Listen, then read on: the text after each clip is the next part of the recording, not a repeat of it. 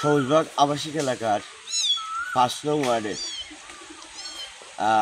ঘরে ঘরে মানুষ বন্যার পানি ঢুকছে।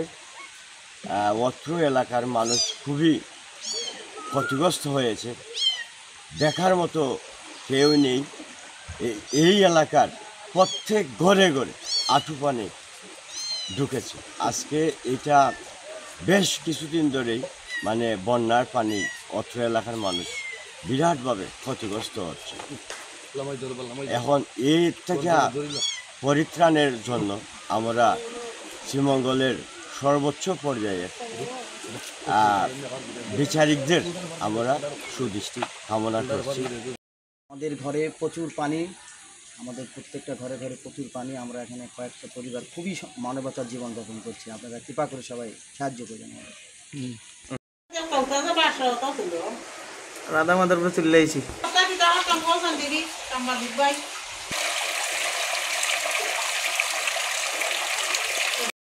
মোবাইল লাইন দাও, ওরা দাও, কিছুই তো না।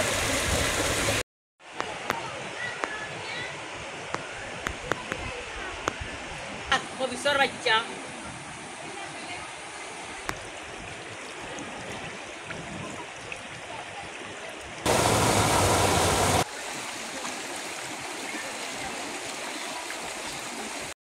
Toma,